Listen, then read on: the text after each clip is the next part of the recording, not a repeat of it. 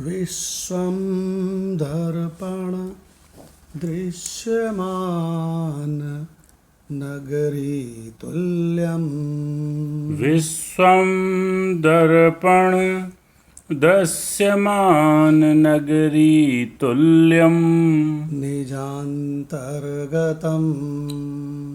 निजान्तर्गतम् पश्यन् आत्मनि मायया पश्यन्नात्मनि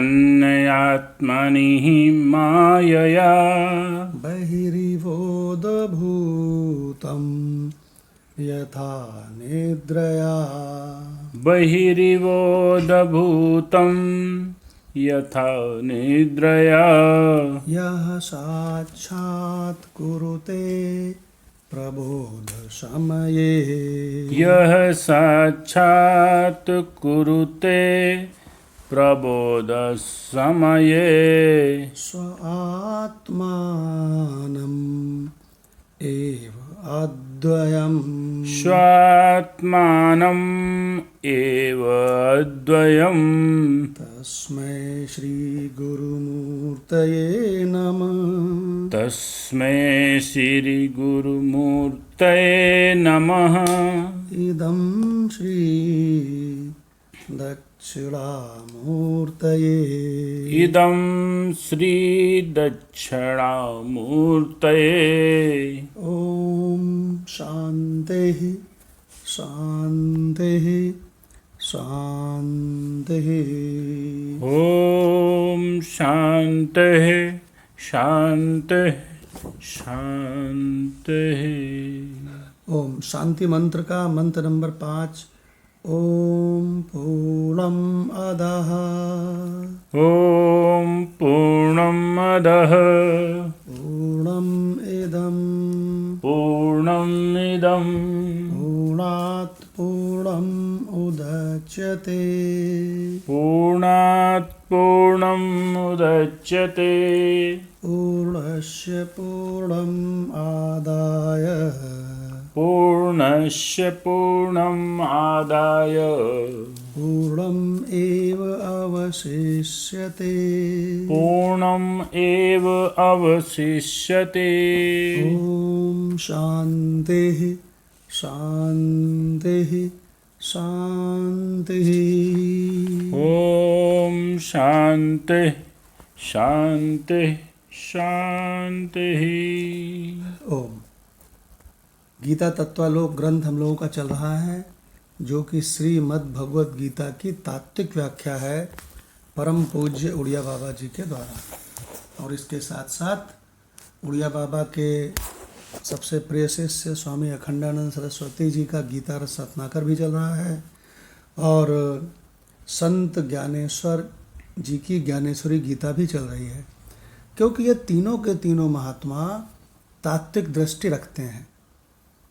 और श्रीमद् भगवत गीता का जो मंत्र है, उसका गीता प्रेस के महात्माओं के द्वारा जो पदच्छेद है, मंत्र को छोटे छोटे भागों में तोड़ना, कौन कौन से शब्द मिलके मंत्र बना है, पदच्छेद, वो गीता प्रेस का चल रहा है। तो इसमें 12वें अध्याय में मंत्र नंबर 19 चल रहा था वो। मंत्र नंबर 19 मंत्र नंबर 19 शुरू से ही होना है जी, शुरू से ले लीजिए।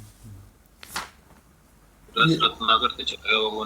हाँ, ये हुआ था थोड़ा सा, लेकिन कोई बात नहीं, दोबारा लेते हैं इसको। 12/19 तुल्य निंदा स्तुति मौनी तुल्य निंदा स्तुतिः मौनी संतुष्टो येन केनचित् संतुष्टो येन केनचित् अनिकेतः स्थिरमतिः अनिकेतः स्थिरमतिः भक्तिमान् मे प्रियो नरः भक्तिमान में प्रियः नरः। जी भगवान। अर्थ तथा जो निंदा स्तुति को समान समझने वाला, मननशील और जिस किसी प्रकार से भी शरीर का निर्वाह होने में सदा संतुष्ट है और रहने के स्थान में ममता और आसक्ति से रहित है, वह स्थिर बुद्धि भक्तिमान पुरुष मुझको प्रिय है। तो इसमें एक मौनी शब्द आया है। मौनी का मतलब होता है, बहुत अच्छा अर्थ निकाला है गीता प्रेस के महात्माओं ने। वो कहते हैं कि वाणी से चुप हो गया, ये मौनी नहीं है। क्यों भाई? मननशील, मौनी को कहा है मननशील हो। और किसका मनन कर रहा हो? सत्य का मनन कर रहा हो, परमात्मा का मनन कर रहा हो। तो ये जो सुंदर सुंदर लक्षण है, तो कहते हैं कि जो मेरा भक्त ये सब गुण रखता है, निंदा और स्तुति में समान रहता है, वही होगा जो धीर है। जो धीर नहीं होगा, उसकी निंदा करोगे, उलपटांग बोलोगे तो आपको चार सुनाएगा, है ना। आप जैसे ही बोलोगे पलट के तुरंत जवाब देगा।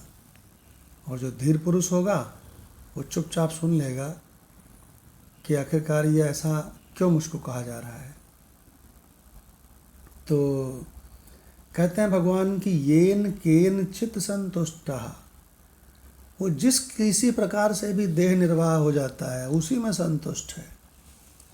उसको मालूम है कि ये जो संपूर्ण जगत है यह ज्ञान से उत्पन्न हुआ है। भगवान ने भगवत गीता के आखिरी में बोला अर्जुन से कि अर्जुन, अज्ञान किसे कहते हैं मालूम है? कुछ नहीं को। गहरी नींद में आपको क्या अनुभव होता है? किस चीज का? कुछ नहीं। कुछ नहीं। इसीलिए वेदों ने गहरी नींद को यानी सुसुप्ति अवस्था को अज्ञान कहा है। और इसी कुछ नहीं रूपी कारण से उत्पन्न होते हैं जागृत और स्वप्न रूपी दो कार्य। क्यों भाई? तो अज्ञान के कार्य हो गए कि नहीं? जी, अज्ञान के कार्य हो गए। तो भगवान ने भगवत गीता के आखिरी में अर्जुन से पूछा कि ये जो मैंने तुझे रहस्य बताया है कि अज्ञान जनित, अज्ञान से उत्पन्न भय, जागृत और स्वप्न आभास मात्र हैं। इनकी सत्ता नहीं है, इनका एग्जिस्टेंस कभी भी नहीं है, एक पल को भी नहीं है। ये तुमको समझ में आया कि नहीं? ऐसे पूछा। और भगवान ने ये पूछा कि तुम्हारा मोह नष्ट हुआ कि नहीं। भगवत गीता का एक बड़ा ही प्रिय श्लोक है जो स्वामी हंसानंद जी हमेशा इस मंत्र को लेते थे। कार्पण्य दोषो अपहृत स्वभावः पृच्छामि त्वां धर्म सम्मूढचेताः यत् श्रेयः स्यात् निश्चितं ब्रूहि तन्मे शिष्यस्तेऽहं साधिमां त्वां प्रपन्नम्। इसमें शुरुआत क्या है मंत्र की? बहुत बढ़िया मंत्र है। अर्जुन कहता है कि कार्पण्य दोषो, कृपणता रूप दोष से अपहृत स्वभावः, मेरा वीरता का जो स्वभाव है ना, मैं सबसे बड़ा धनुर्धर हूँ, श्रेष्ठ इस विश्व का, ये मेरा वीरता का जो भी स्वभाव है रहा है, कायरता, वो कायरता रूपी दोष ने किडनैप कर लिया है, हर लिया है। यहाँ पे कायरता का मतलब कायरता नहीं है। अगर इस कृपणता से आप कायरता समझते हो तो आप बिल्कुल नहीं समझते। यहाँ पे कार्पण का मतलब है अज्ञान जनित मोह से। कार्पण माने क्या हुआ? अज्ञान से। जी, अज्ञान जनित मोह से ये मेरा स्वभाव बिल्कुल पूरी तरह से कैप्चर कर लिया गया है। और मुझको नहीं पता कि क्या कल्याणकारी है मेरे लिए, युद्ध करना कि नहीं करना, तो फिर यत श्रेयः स्यात्, जो कल्याणकारी है, जो श्रेय है, निश्चितम, उसको निश्चित कीजिए, और ब्रूहि तन में, और वही मुझको बताइए। अब अर्जुन यहाँ पर भगवान से नाशवान सुखों के लिए नहीं कह रहा है। किसके लिए कह रहा है? प्रेय के लिए कह रहा है कि श्रेय के लिए? श्रेय के लिए। देखो देखो मंत्र में यत श्रेयः स्यात्, दो तरह की चीज़ें होती हैं, एक क्षणिक सुख मिलता है, एक लंबा सुख मिलता है। क्यों भाई? नित्य सुख मिलता है। तो दो तरह के बच्चे होते हैं, जितने बच्चे संसार में पढ़ाई वढ़ाई कर रहे हैं ना, दो तरह के होते हैं।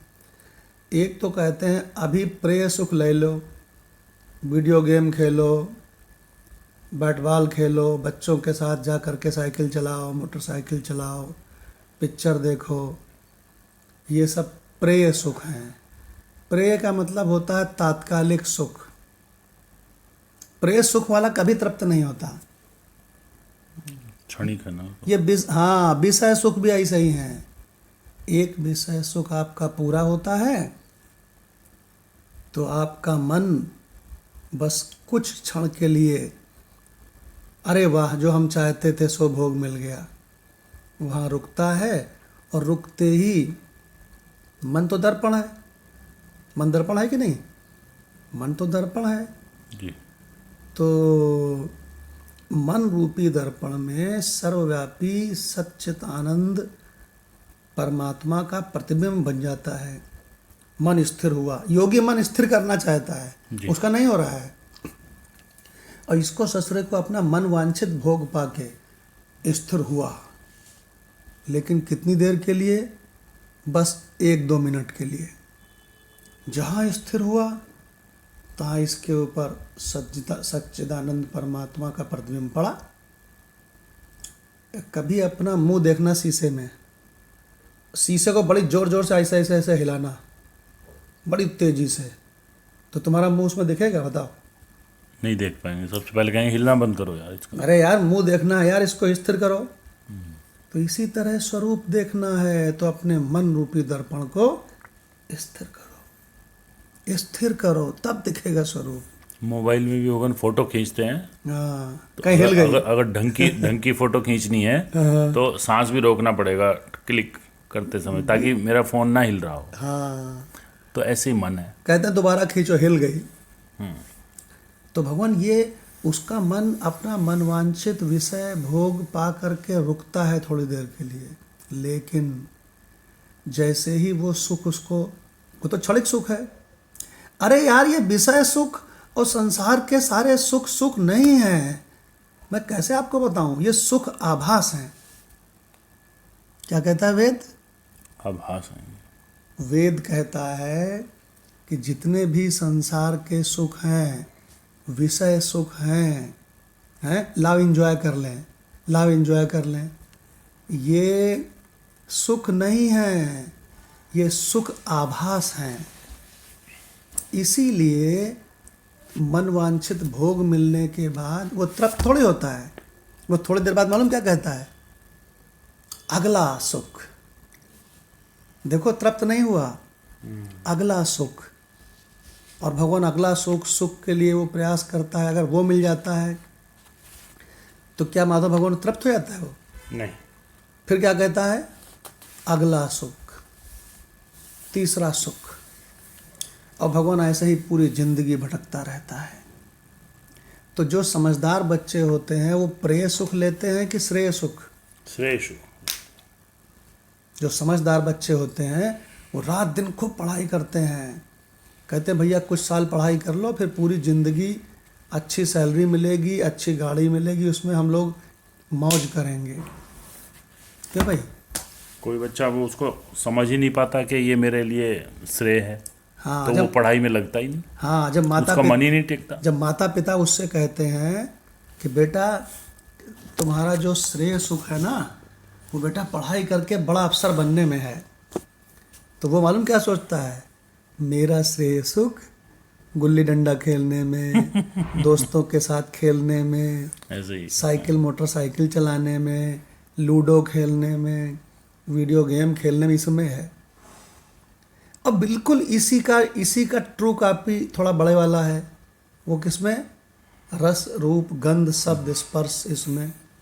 पिताजी सोच रहे हैं और बड़ी गाड़ी ले लें। हाँ पिताजी भी वैसा ही हैं।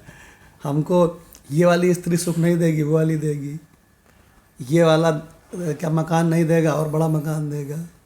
इतना धन सुख नहीं देगा, उतना धन देगा। ये बड़ा, ये जो पिताजी माता जी हैं, ये बड़े बच्चे हैं। प्रमोशन सुख देगा। भगवान ये विषय सुख, जितने भी क्षणिक सुख हैं, इसको वेदों ने प्रेय सुख कहा है। ये श्रेय नहीं है, ये कल्याणकारी कतई नहीं है। और जो श्रेय सुख है भगवान, उसको पाने के बाद फिर कहीं भिखारी नहीं बनना पड़ता, नित्य सुख है वो। तो अर्जुन ने क्या बोला है इस मंत्र में? श्रेय कराइए। यत श्रेयः स्यात्, जो कल्याणकारी हो, जो स्थिर सुख है, निश्चितम ब्रूहि तन्मे, उसको निश्चित कीजिए मेरे लिए क्या कल्याणकारी है। विचार कर लीजिए आप भी। हाँ, युद्ध करना कल्याणकारी है कि युद्ध नहीं करना कल्याणकारी है? निश्चितम। हे केशव, पहले निश्चय कर लो इसका, और फिर ब्रूहि, फिर बता दीजिए। तत् में, वही मुझको, मैं माने मुझको, वही मुझको बता दीजिए। शिष्यस्ते। क्यों? शिष्यस्ते अहम साधिमां त्वां प्रपन्नम। प्रपन्न माने दुखी। मैं दुखी हूँ लेकिन आपका शिष्य हूँ, आपके शरण में हूँ। तो भगवान कहते हैं, सुन अर्जुन, युद्ध करना ही कल्याणकारी है। बोले वो कैसे? तो कहने लगे, युद्ध करने में या तो तू मरेगा या तो जीतेगा, या तो मरेगा या मारेगा, सबको जीत जाएगा। अगर तू युद्ध करते हुए मरा तो तू देवताओं की योनि यानी कि स्वर्ग में जाएगा, और वहाँ पर श्रेय सुख पाएगा, छोटा वाला। लोक में भी कीर्ति होगी, और लोक में भी कहेंगे, वाह अर्जुन देखो भागा नहीं, अर्जुन कायर नहीं था। और भगवान कहते हैं, अगर तू जीता, भोक्षसे मही माने पृथ्वी, तो तू इस पृथ्वी का राजा बन के यहाँ का सुख भोगेगा। और अगर तू मारा गया युद्ध भूमि में, तो आपको पता है कि नहीं माधव भगवान, कि जो भी अपने मातृभूमि के लिए लड़ते हुए मरता है, उसको स्वर्ग की प्राप्ति होती है। जो जिंदगी भर वो जो लोग पुण्य करते हैं, तब उनको मिलता है ना स्वर्ग जी। लेकिन जो अपनी मातृभूमि के लिए मरता है, वो डायरेक्ट स्वर्ग पहुंच जाता है। वो अपने निजी स्वार्थ के लिए नहीं मरा है, अपनी माता की आन बान शान के लिए मरा है। भगवान अगर ये नहीं रहस्य मालूम है तो इसको लिख लेना कहीं डायरी में। वेदों में भी कहा गया है, उपनिषद में भी कहा गया है, गीता में भी कहा गया है। और लोक में भी कितना सम्मान मिलता है उसको। अरे बहुत सम्मान मिलता है। शरीर तो मरना ही है, शरीर तो एक लोक पर लोक दोनों में सम्मान है। शरीर तो एक दिन सभी का मरता है। तो भगवान समझदार विद्यार्थी कौन? जो छोटे वाले सुखों में, प्रिय सुखों में नहीं फंसता है। क्यों भाई? श्रेय सुख में मेरा करियर कैसे बढ़िया बने, फिर वो किसी से मोहताज नहीं होता है कि हमको थोड़ा ये पैसे दे दें, थोड़ा ये पैसे दे दें। ये ना, वो तो दूसरों को बांटता है पैसे। और इसी तरह से जो बड़े लोग हैं, वो अगर विषय सुखों में ही पड़े हुए हैं पूरी जिंदगी, तो वो भी बच्चे ही हैं, बड़े बच्चे हैं। उनको भी नहीं मालूम है कि श्रेय क्या है, प्रेय क्या है। तो भगवत गीता हमको श्रेय सुख पहचानवाती है। और श्रेय सुख क्या है? अपना स्वरूप, परमात्मा ही श्रेय सुख है बस। क्योंकि उसके बाद किसी के आगे हाथ कभी फैलाना नहीं पड़ता, नित्य है, परमानेंट। देखिए भगवान, तो भगवान ये जो मंत्र चल रहा है 12/19, इसमें कौन ऐसा समझेगा कि निंदा और स्तुति समान है? क्यों माता भगवान? जो असत को पहचान जाएगा, जो विवेक जिसको हो गया है, वही तो समझेगा। बिल्कुल। और किसी प्रकार भी शरीर का निर्वाह हो, वो सदा ही संतुष्ट है। उसको मालूम है कि ये छाया मात्र है। राजा बने तो वाह वाह, और भिक्षा मांगे तो वाह वाह। इसकी निंदा हो तो वाह वाह, प्रशंसा हो तो वाह वाह। हमको कई लोगों ने बताया कि हमने कहा तुम्हारी पत्नी बहुत इम्प्रेस है सत्संग से, तो ऐसे क्यों इम्प्रेस हो गई पत्नी तुम्हारी, तुम सत्संग में आए तो कहने लगे भगवान मेरे अंदर चेंज देखा उसने। हम कहा क्या चेंज देखा? तो कहने उसने चेंज ये देखा कि जब पहले वो लड़ती थी तो हम तुरंत भड़ जाते थे बराबर से, अब वो लड़ती है तो जरा हम शांत रहते हैं। आपने बताया था ना, सहसा विदिधित ना क्रियाम, अचानक रिएक्शन मत दो, शांत रहो। ब्रेक रिपेयर हो गया ना, ब्रेक रिपेयर हो गया भगवान। तो कहने लगे, पत्नी बोली अरे तुम में परिवर्तन हो गया है कुछ। पत्नी के साथ मिल के सारे काम करा लेते हैं। बताया गया है कि जहाँ रहो सबके लिए उपयोगी रहो। थोड़ा किचन में काम करा लिया, थोड़ा प्लेटें लगा दी, थोड़ा पानी रख दिया, थोड़ा, है ना। कभी भी दोनों की लड़ाई हो गई तगड़ी तो कबीरा नन्हे हुए रहो, छोटे हो के उसको मना लिया। अहंकार कभी झुकता नहीं है, निरअहंकार झुक जाता है। तो वो झुक के उसको मना लिया, कह रहे चलो मेरी गलती ही सही, और मैं अपनी गलती ठीक कर लूँगा आगे से। तो ये सब गुण देख के पत्नी इंप्रेस हो गई। पत्नी कहती मैं भी सत्संग ज्वाइन करूँगी। देखिए भगवान, मतलब इतने सुंदर सुंदर सद्गुण हैं। कहते हैं कि वो कौन सी आती है गोरा करने वाली क्रीम, फेयर एंड लवली कहते हैं ऐसा गोरापन करे कि दूसरों को नजर आए। तो इतने सुंदर सुंदर सद्गुण आवे कि अगल बगल लोगों को दिखने लगे। देखिए भगवान, ये सत्संग से अहंकार झुकता है और एक दिन इसका नाश भी हो जाता है, फिर वो अपने वास्तविक स्वरूप में रहता है। देखिए भगवान, तो कितना सुंदर मंत्र है। निंदा और स्तुति को समान समझने वाला, जिस किसी प्रकार से शरीर का निर्वाह हो उसी में सदा संतुष्ट है। संतुष्टो येन केनचित, और रहने के स्थान में कैसे रहता है? ममता और आसक्ति का अभाव, ऐसे रहता है। अनिकेता बताया था कल जी। रहता तो निकेत माने घर, रहता तो जयप्रकाश निकेत में ही है, लेकिन अनिकेता, देखो क्या बढ़िया बात है। ये लाइन बहुत बढ़िया हो गई, संतुष्टो येन केनचित। हाँ, 4 लाइनें बहुत अच्छी हैं इसमें। तुल्य निंदा स्तुति ही, एक तो ये है ना, ये पहली, और दूसरी संतुष्टो येन केनचित, और तीसरी मौनी। मौनी का मतलब होता है मननशील। मुंह से चुप और मन से पूरा खलबली मची हुई है भीतर, नहीं, वो नहीं मौनी। क्यों भाई? क्लियर है, संशय नहीं है कुछ नहीं, कोई मन से, जैसे जब वो मौनी हो गया ना, मौनी का मतलब स्थूल से भी शांत, सूक्ष्म से भी शांत, मौनी, मननशील। और एक बहुत अच्छा शब्द और आया है इसमें, अनिकेता। तो 5 हो गए, 1 2 3 4। अनिकेता, एक आ गया स्थिर मति, है ना। तो इस प्रकार कुछ बढ़िया बढ़िया चीज़ें आ गई। अब डॉक्टर भगवान से रिक्वेस्ट है, इसका गीता तत्वालोक हो चुका है, लेकिन चूंकि बहुत अच्छा था इसलिए एक बार दोबारा से ले लें। 12/19। जी भगवान प्रणाम। जी प्रणाम। तो इसका भावार्थ दिया उड़िया बाबा जी ने कि जो निंदा और स्तुति में समान हो, मौनी है, जिस किसी भी वस्तु के प्राप्त होने पर संतुष्ट रहता है, अनियत स्थान वाला है, तथा स्थिर बुद्धि है, वह भक्तिमान पुरुष मुझे प्रिय है। अब व्याख्या करते हैं। उसे निरंतर ध्यान या भगवत चिंतन से समय ही नहीं मिलता, इसलिए निंदा स्तुति सुनने पर वह प्रत्युत्तर देने या समर्थन करने में प्रवृत्त ही नहीं हो। इस प्रकार तुल्य निंदा स्तुति कहकर आगे हेतु देते हैं मौनी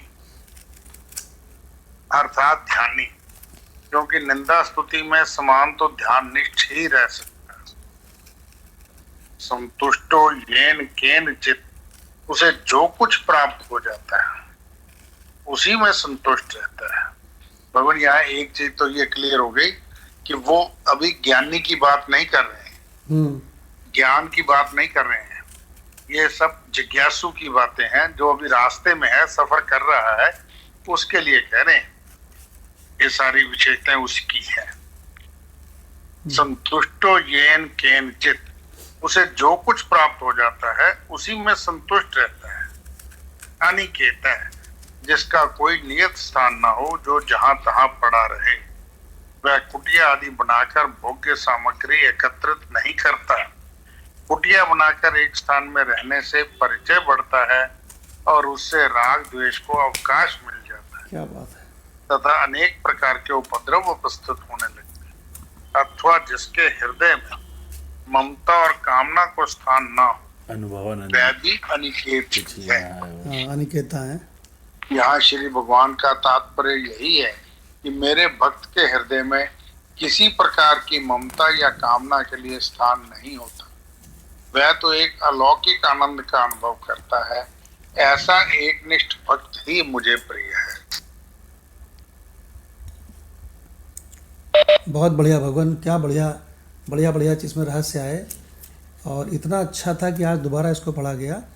अब कंचन भगवान से रिक्वेस्ट है कि 12/19 का गीता रस रत्नाकर से अर्थ ले लीजिए। जी भगवान, प्रणाम भगवान। प्रणाम भगवान।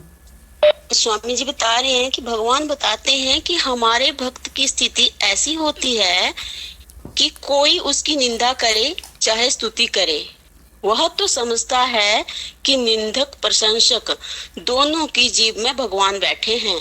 स्तुति करते हैं तो बच्चे को प्रोत्साहित कर रहे हैं, और निंदा कर रहे हैं तो किसी काम से रोक रहे हैं। दोनों में हमारी भलाई जरूर है। निंदा स्तुति तो शरीर आदि की ही होती है, आत्मा की तो होती नहीं। जीवन मुक्ति विवेक नामक ग्रंथ में कहा गया है कि यदि हमारी निंदा करके कोई खुश होता है तो वह हमारे बिना कुछ किए हम पर बड़ी कृपा करता है। क्यों कि अरे लोग दूसरे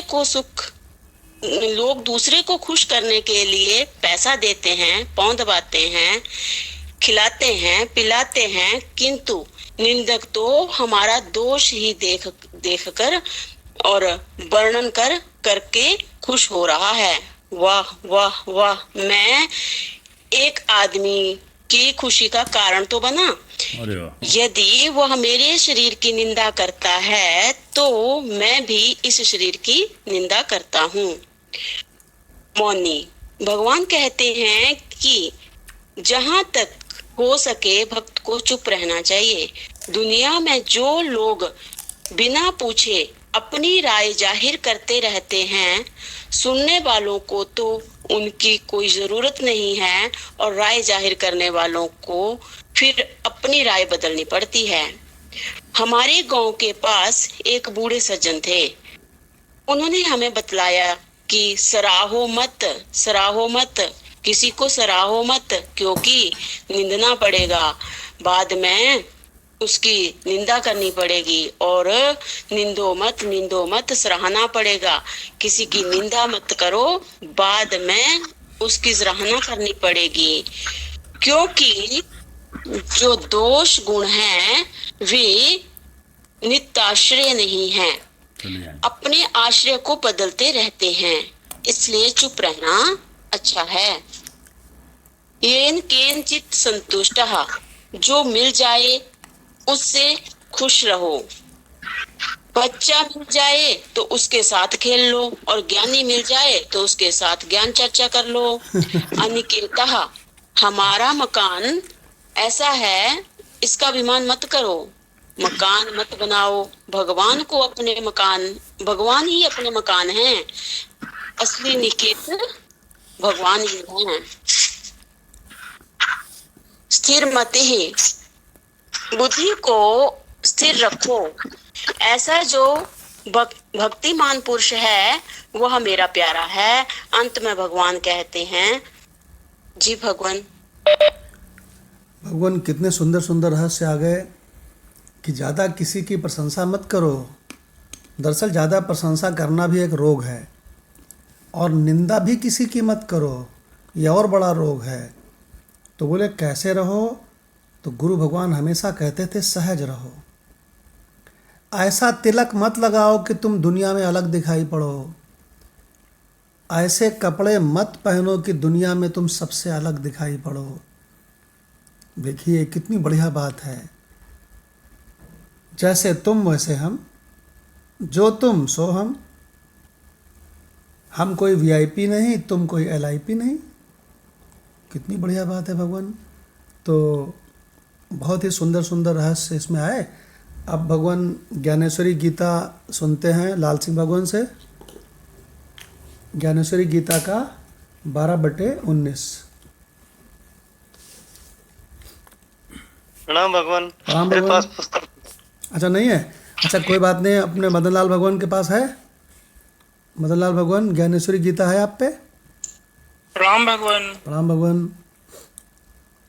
जो निंदा की परवाह नहीं करता और स्तुति से भी प्रसन्न नहीं होता, जो इन सब चीजों से वैसे ही निर्लिप्त रहता है जैसे आकाश को रंगों का लेप नहीं लगता, और निंदा तथा स्तुति को एक ही श्रेणी में रखता है, एक ही श्रेणी में, जो एक ही श्रेणी में रखता है, जो जन समुदाय में तथा निर्जन वन में भी प्राण के समान अचंचल वृत्ति से यानी उदास और समभाव से विचरण करता है, जो न तो कभी झूठ ही बोलता है और न कभी सत्य ही, बल्कि सदा मौन रहता है, और उन्मनी नामक ब्रह्म स्थिति से कभी नहीं अघाता,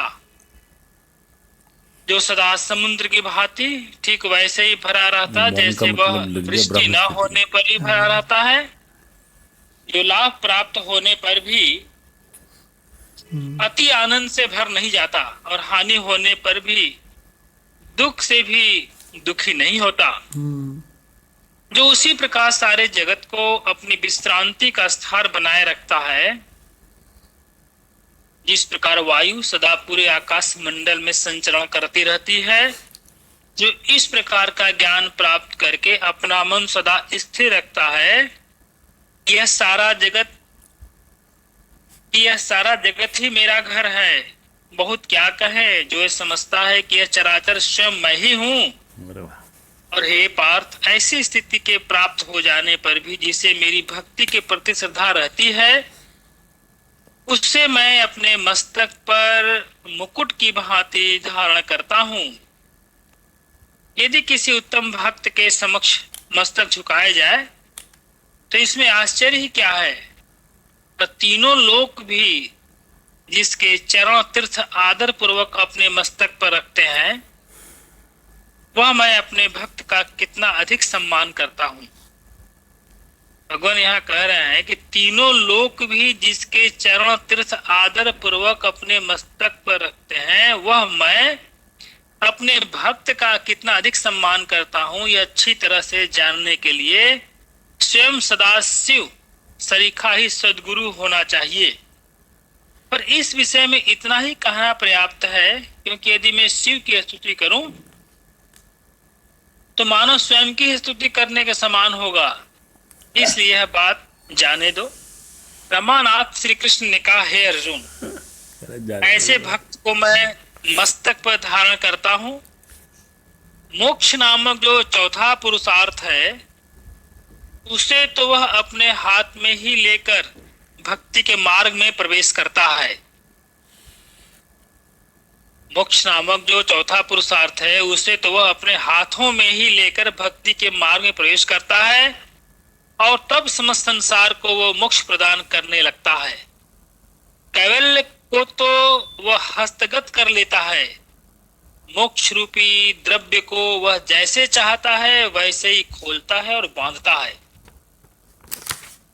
पर फिर भी वह जल प्रवाह की ही भांति अपने लिए तल का स्थान ही स्वीकार करता है और सदा नम्र ही बना रहता है। यही कारण है कि मैं भी ऐसे भक्त को नमस्कार करता हूँ, उसे मुकुट की तरह अपने मस्तक पर धारण करता हूँ तथा उसका चरण प्रहार भी अपने वक्ष स्थल पर सहन करता हूँ।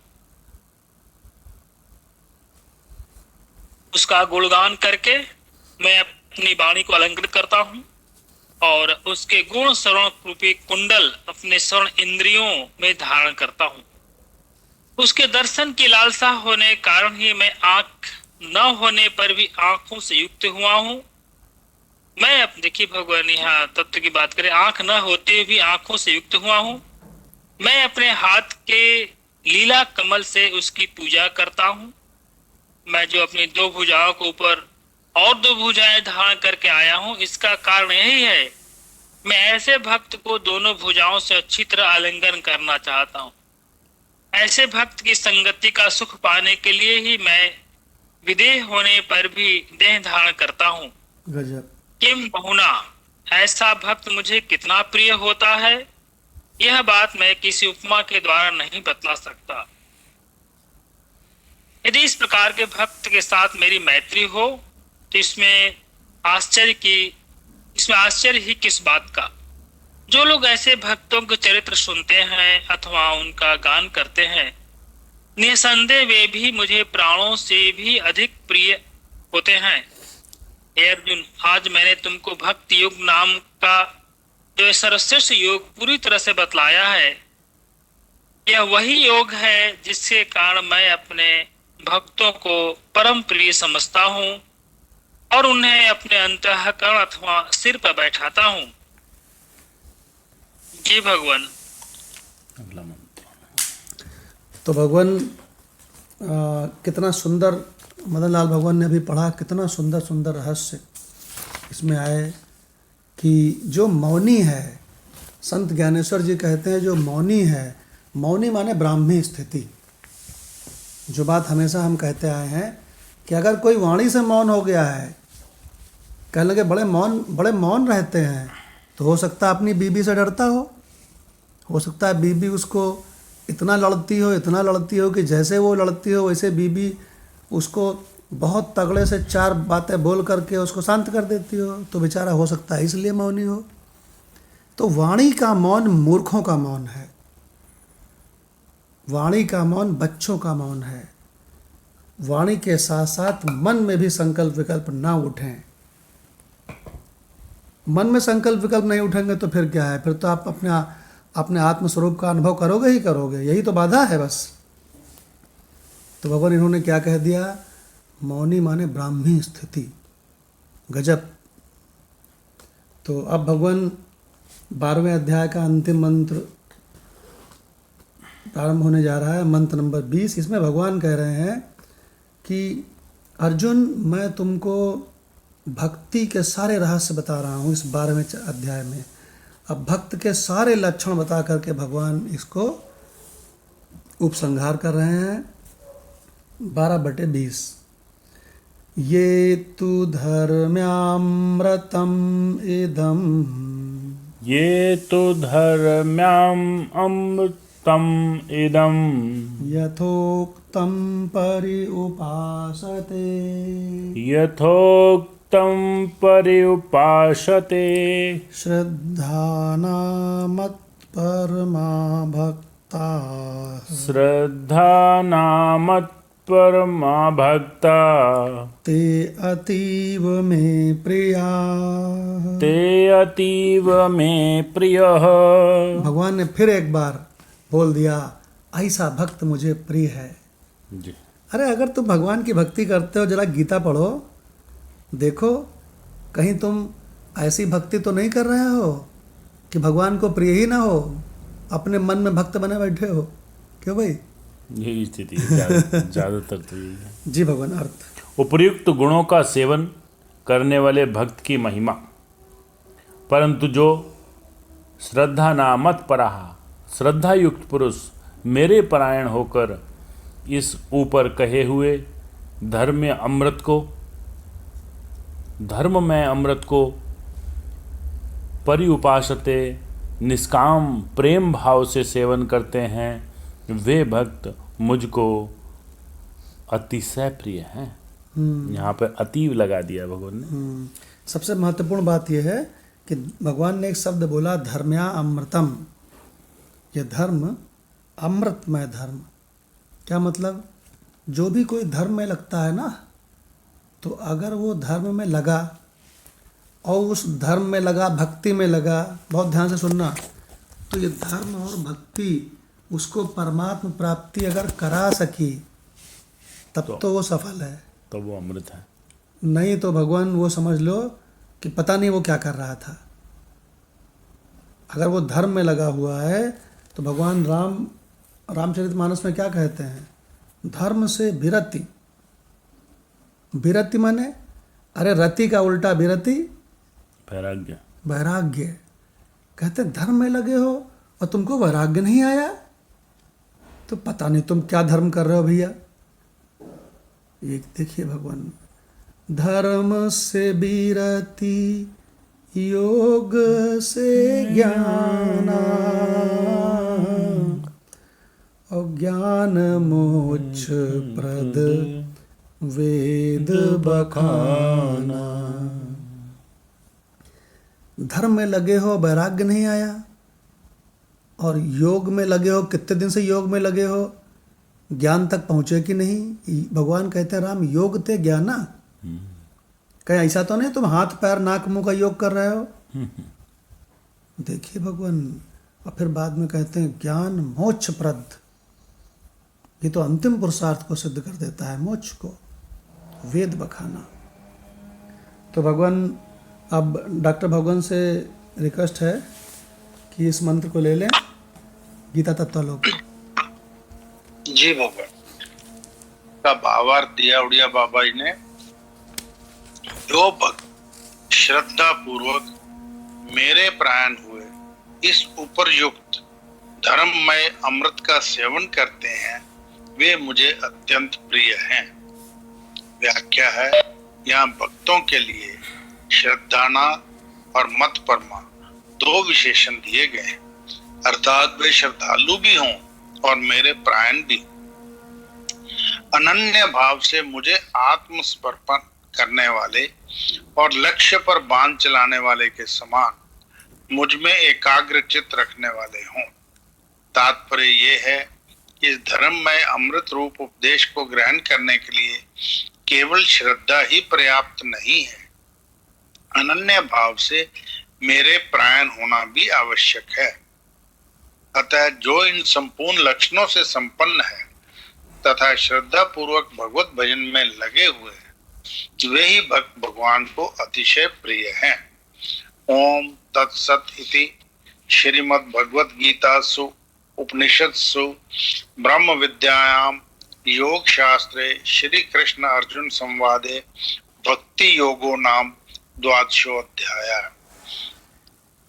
जी भगवान। अब डॉक्टर भगवान से हम ये पूछ रहे हैं कि ये जो 12वां चैप्टर है, इस चैप्टर का नाम गीता में लिखा हुआ है, तो प्रारंभ में लिखा है कि बिल्कुल अंत में लिखा है? भगवान एंड में भी बिल्कुल लास्ट लाइन में है भक्ति योगो नाम। अच्छा, तो भक्ति योग का। अच्छा, एक चीज और पूछना चाहते हैं, ये पूरी की पूरी भगवत गीता ये ब्रह्म विद्या है कि नहीं? ये बात हर चैप्टर में लिखी है कि नहीं लिखी है? वो तो उन्होंने दे ही दिया कि उपनिषदों से ली गई है और ब्रह्म विद्या है, योग शास्त्र है। हाँ, तो इसका मतलब देखिए डॉक्टर साहब ने क्या बढ़िया बात बता दी। उपनिषद सु, ये उपनिषदों से ली गई है, ये हर चैप्टर में लिखा है, लेकिन ऊपर नहीं लिखा है चैप्टर के। बाके बिहारी है ना, इसलिए नीचे लिखा है। और ब्रह्म विद्या है। भगवान कहाँ इसमें कर्मकांड लिखा है? पूरी भगवत गीता में कहीं लिखा है कि ये सारा सामान लाओ और ये पूरी लिस्ट है और पंडित जी को बुलाओ और इसमें कर्मकांड करो, ये करो, वो करो, कहीं लिखा है? कहीं नहीं लिखा भगवान। जी नहीं। देखिए भगवान धर्ममय अमृत, भगवान अभी डॉक्टर साहब ने पढ़ा, ये धर्ममय अमृत का उपदेश ग्रहण करने के लिए केवल श्रद्धा ही नहीं, अनन्य भाव से मेरे परायण भी होना है। क्या बढ़िया बात है भगवान। अब भगवान काली भगवान से रिक्वेस्ट है कि गीता रस रत्नाकर हो जाए भगवान। जी प्रणाम भगवान। प्रणाम भगवान। स्वामी जी कह रहे हैं भगवान कि ये तो धर्म्यामृतम अमृतम, इसकी संज्ञा है धर्म्य अमृत, और किसी दूसरे ने, किसी संपादकाचार्य ने नहीं जोड़ा है इनको, यह स्वयं भगवान की बोली है। भगवान ने ही इन 8 श्लोकों का नाम रखा है धर्म्य अमृत। यह धर्मानुकूल अमृत है, माने स्वर्ग का अमृत पीने से तो जिस धर्म के फल स्वरूप उस अमृत की प्राप्ति हुई है वह धर्म क्षीण हो जाता है, किंतु धर्म्यम च अमृतम च एव, कहने का अभिप्राय यही है कि इस अमृत को पीते जाओ, इससे तुम्हारे धर्म का क्षय नहीं होगा और बुद्धि होती जाएगी।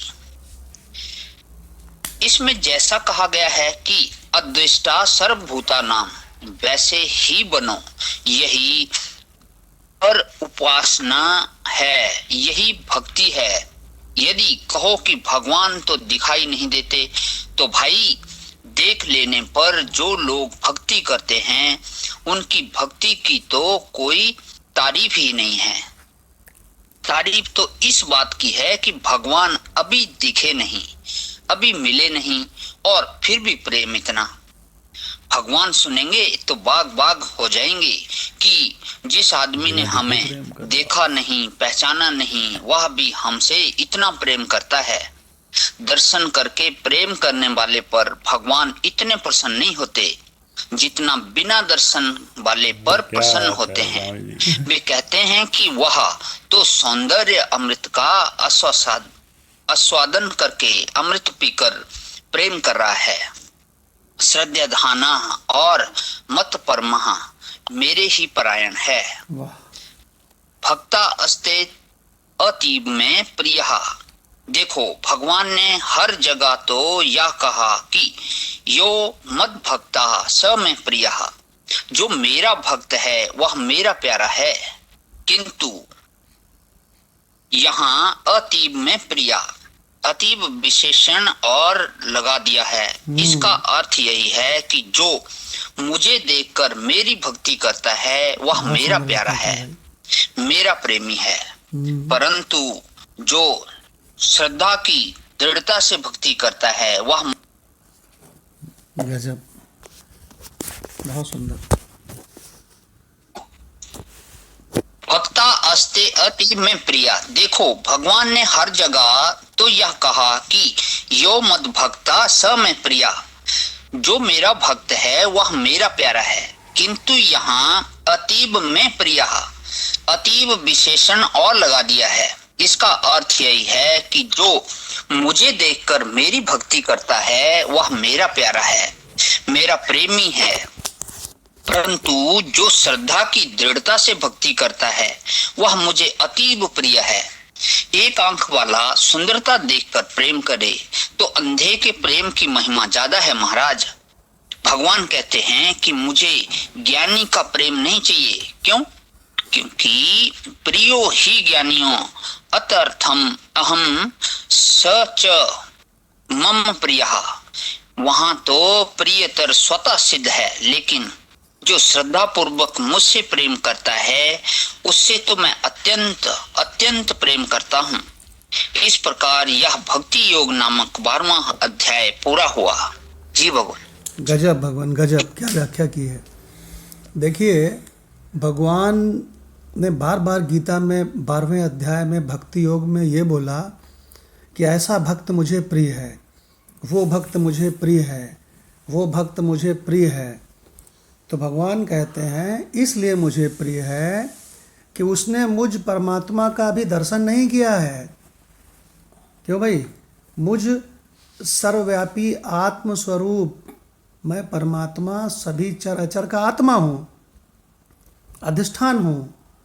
तो उसने अभी मम दर्शन फल परम अनुपा नहीं हुआ है। मेरी पत्नी कहती है कि चाहे जितने बड़े मंदिर में चले जाओ, चाहे एरोप्लेन से आप चले जाते हो, लेकिन वहाँ जाकर के बाहर कहते हो तुम लोग दर्शन कर आओ, मुझे ज़रूरत नहीं है। बोला ऐसा क्यों कहते हो? तो हमने कहा देवी, भगवत गीता को समझ लिया होता तो तुम भी यही कहती। मम दर्शन फल परम अनुपा, जीव पाए निज सहज स्वरूपा।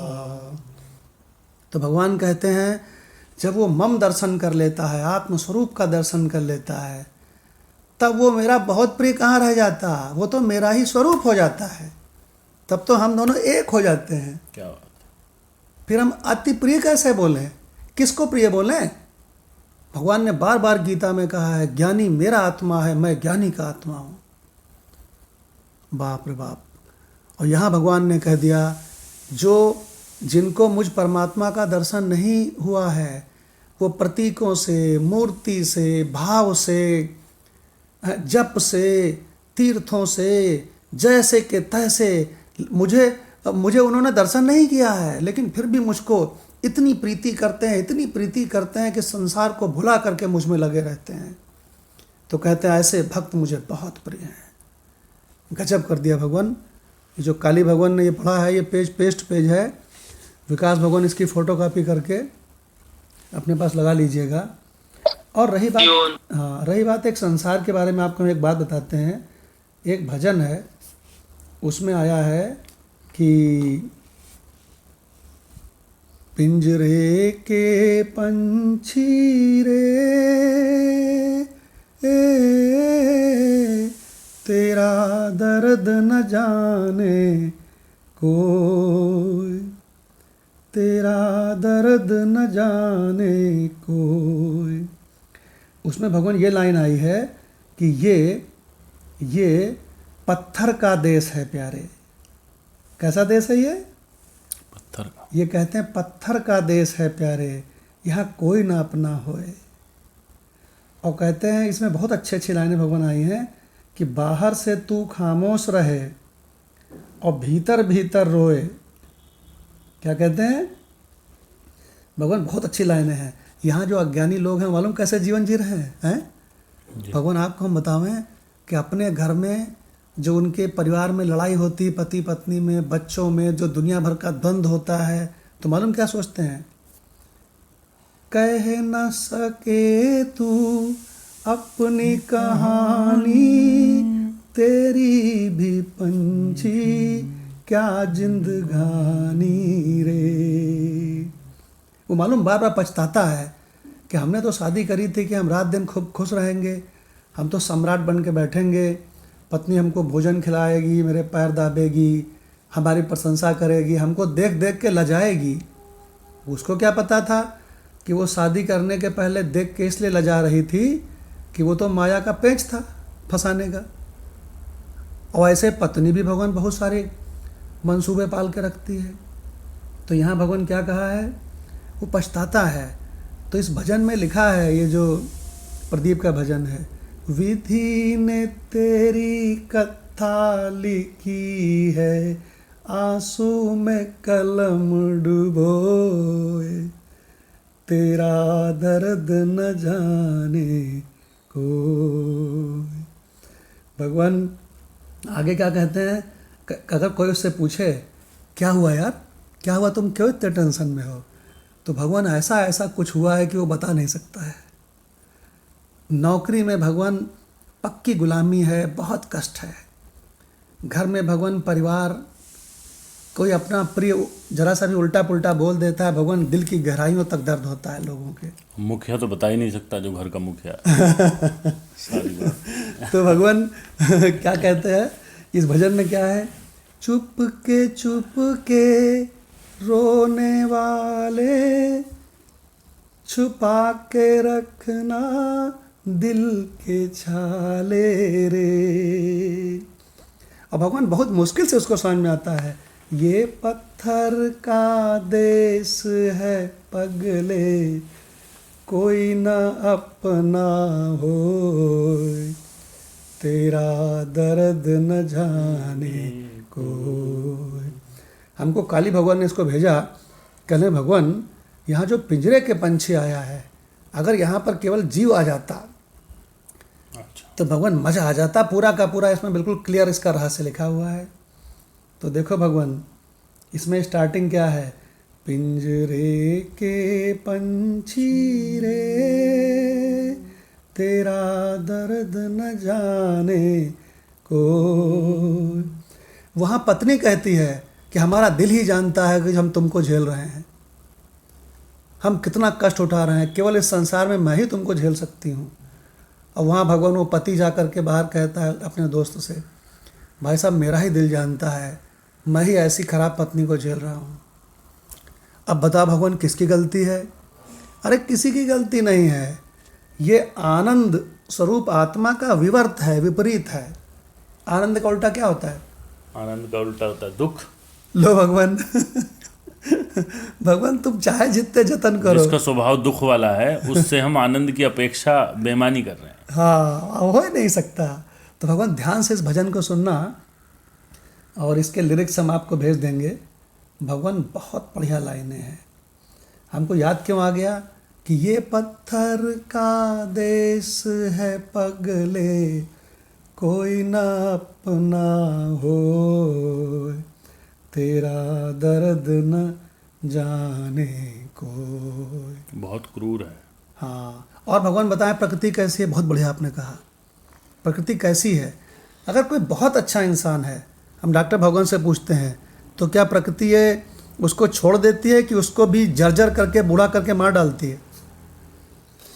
भगवान प्रकृति की चक्की जो चलती है उसमें सब पिस जाने, कोई नहीं बचना, चाहे अच्छा है चाहे बुरा है, चाहे वो भक्त है चाहे वो ब्रह्म ज्ञानी है, देह रूप से कोई नहीं बचना, देह किसी की नहीं बचनी। गजब, क्या बात है।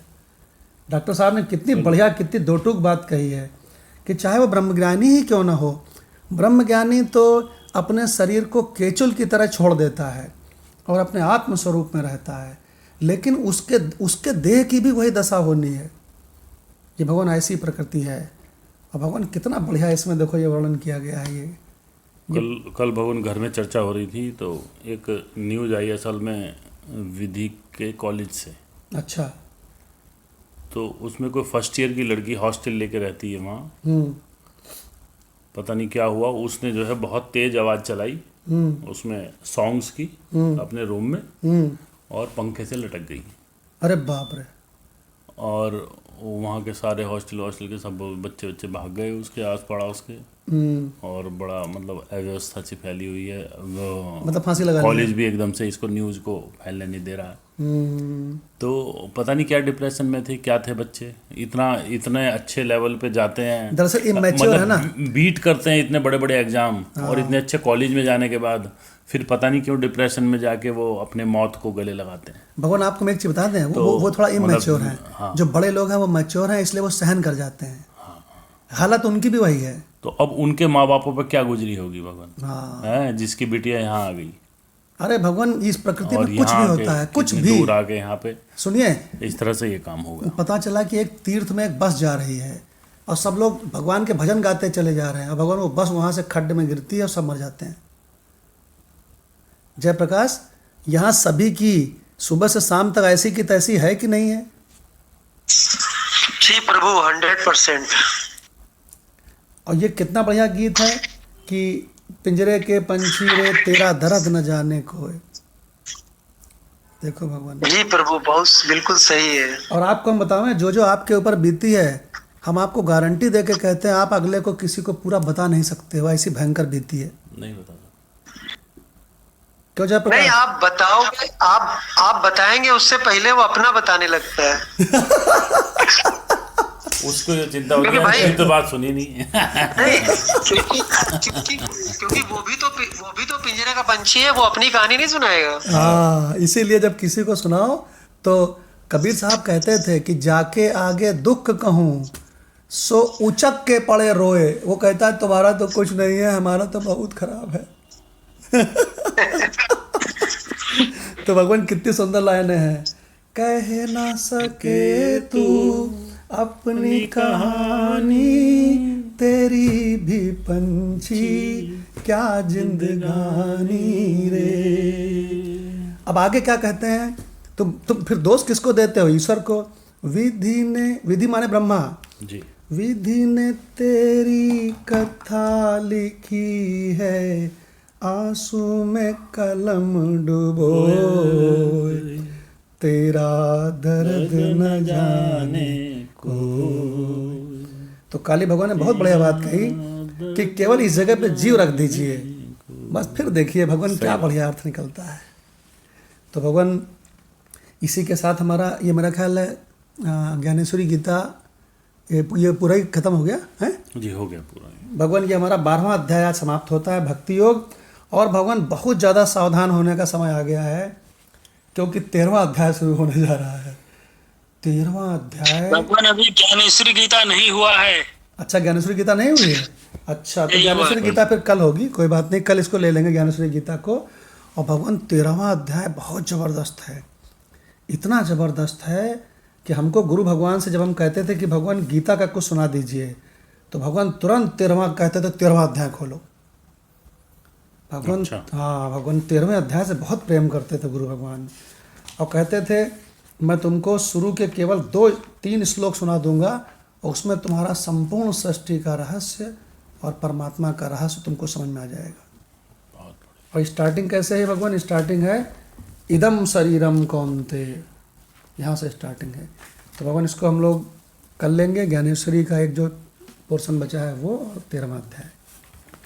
अब भगवान समय काफ़ी हो गया है, हम लोग 1 मिनट के लिए अपने अनंत आधार स्वरूप में बैठेंगे, जिस अनंत चेतना आत्मा में सब कुछ भासता है और बिला जाता है, भासता है, बदलता है, बिला जाता है, लेकिन मैं ज्यों का त्यों, मैं आत्मा ज्यों का त्यों रहता हूँ।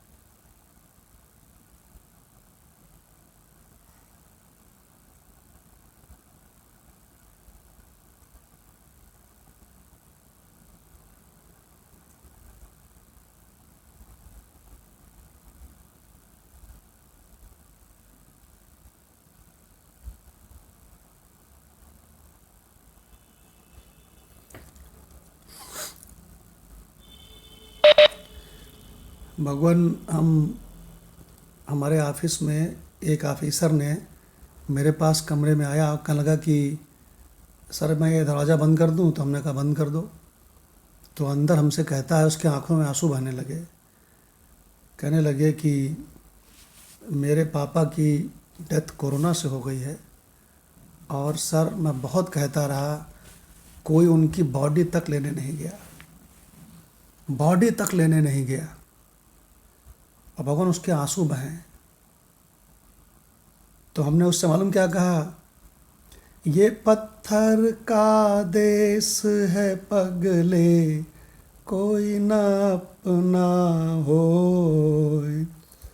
तेरा दर्द न जाने कोई। बेचारा किसी को बता नहीं पा रहा है, आके हमसे वहाँ बता रहा है ऑफिस में, रो रहा है। शेयर करके थोड़ा कम हो जाती है। हाँ।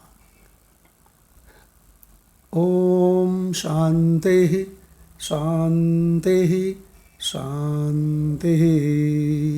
प्रणाम भगवान, प्रणाम भगवान, प्रणाम भगवान, प्रणाम मदनलाल भगवान, प्रणाम राणा भगवान, प्रणाम भगवान, प्रणाम भूपेंद्र भगवान।